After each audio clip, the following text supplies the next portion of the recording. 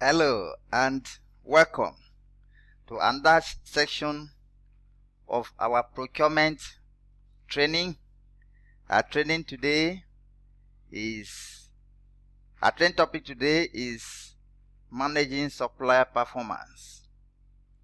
Managing supplier performance is key to improvement of suppliers' performance. Introduction. Supplier performance is critical to all organizations. A supplier that performs well can help our organization be more efficient, produce higher quality products or services, reduce costs, and increase profits. A supplier that does not perform well can disrupt our operations, make our organization fail in the eyes of our customers, increase our costs, and threaten our profits. Managing the performance of suppliers, therefore, should be important to every organization. This course will teach you how to evaluate your supplier's performance and use it to implement supplier development program. What is supplier performance measurement? Supplier performance measurement are tools or techniques to determine whether your suppliers are doing their work as expected, and what is expected of the supplier should be as described in the contract, the supply contract or statement of work, as the case may be. It could also be what is in the specification that is attached to the contract, drawings or designs. It could be what is inserted in the service level agreement, or what we call key performance index. Key elements in evaluation program. The three main elements involved in supplier measurement program are: 1. Suppliers. There must be suppliers. Suppliers should be those ones that you spend a lot of your money on. You will do an analysis, what they call spend analysis, and identify the suppliers that you spend more money on than others. In fact, there is a principle called Pareto principle or ABC analysis that says that 80% of your spend, 80% of the money allocated to your spend is spent on 20% of your suppliers. So doing an analysis will enable you to sort out those suppliers that you need to concentrate on.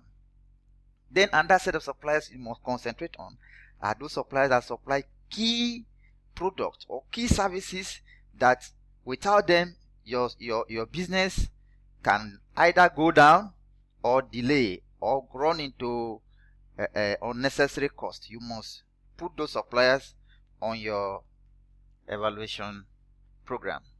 Then the second thing in the evaluation program is raters. Raters should be those people from the department that are using those particular items or those services. You must include them in the rating program. Then you can use people from engineering and people from the supply chain unit, which is probably including warehousing because they are receiving, including procurement people because they are sending the purchase order. So they should be together to help you do the rating. Then performance measures. You have to choose performance measures that are measurable, that are specific, that are achievable, realistic, and time-bound. You don't just select measurement criteria because you just want to measure. You have to be able to confirm there are things you can measure, there are things that are specific, there are things that are achievable, realistic, and within a time duration.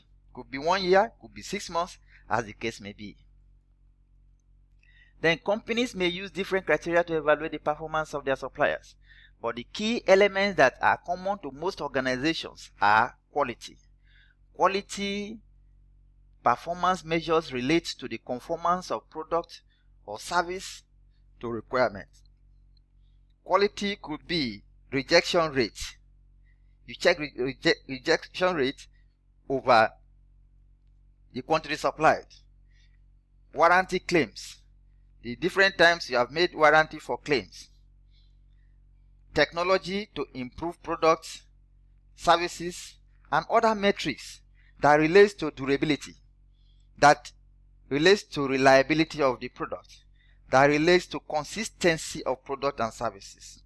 You must consider those things under quality measurement. Then, second one is price.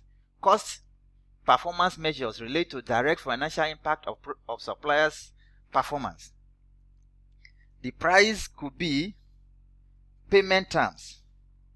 It could be favorable payment terms. Could be can allow you pay 2 times, 3 times, or extended time of payment, maybe 60 days, 90 days, 120 days, as the case may be. And you know that money that you hold is going to give you advantage. Then can give you a favorable price. Then the third one is probably shipping charges. You can relax the shipping charges. The supplier can use her own or its own delivery system and send the items to you without charging you. Then it could be savings from process improvement. It could be a supplier that is improving its process every day and you are benefiting from it. Then the third one is delivery. Delivery performance measures relate to suppliers' ability to support the organization. On-time delivery is important here. On-time completion of services is important here. Stock availability and anything relating to reducing lead time are all important things to measure under delivery. Then the last is service. Service performance measures relate to the personal and electronic interactions between buyer and seller. This relates to responsiveness to resolution of problems, open communication, 24 hours communication with the supplier can help the buyer ask intelligent questions, important questions, solving problems relating to the product that you have supplied. Then it could be technology used to provide customer service. These are important areas to look under service delivery as a category of measurement. Then methods of gathering information for the purpose of evaluation. Once you have made your decisions relative to the 3 key elements of a supplier ratings program, that is suppliers, raters, and performance measures, you must decide how to acquire information about your performance measures. 1. That is simple and less expensive is surveys. Supplier scorecards are a common starting point for organizations who wish to have some method of rating their suppliers. And supplier scorecards are developed indicating categories to evaluate. Each scorecard represents a survey of the rater's opinion of the supplier's performance for the selected performance measure. This method is subjective and prone to errors and wrong judgment. So it must be used with some level of caution. Then the second is evaluation forms, creating evaluation forms and questionnaires. This is the most efficient method to collect all those information through a supplier questionnaire or a supplier self-assessment. The advantages one has over the other method is that it is self-assessment. So the supplier may not want to tell lies. The supplier will tell you exactly what is the situation. And most questions that are mostly questions that are asked under this is about experience of the supplier, capacity of the supplier, financial strength of the supplier, certification either in quality and quality management systems. Then the third one is system metrics. System metrics is a rating method that has the potential to remove some of the subjectivity from the supplier rating process and is used of metrics generated from your procurement system. Metrics are statistics that relate to performance measures. These are metrics gathered from procurement internal system. It could be calculations based on quality from inspection, incoming inspection and acceptance rate, or complaints from users of the product about the quality, or even complaints from customers and you discover that it is based on poor quality of material that was delivered to the company. You follow it up and work out your percentage. Then under system metrics, you can still develop on-time delivery, because the time that is there inside the purchase order is known, and the day that he delivered the product is known. You will know whether it is a late delivery or early delivery. So it's something that is not subjective, is physical, and you can identify whether it is late or early delivery. This is mostly used in production environment. Then the last is supply chain event management. Supply chain event management is based on the premise that specific real-time information is made available to the purchasing and supply management department immediately upon the occurrence of such performance event. The advantages has over scorecard and system metrics is timeliness of information.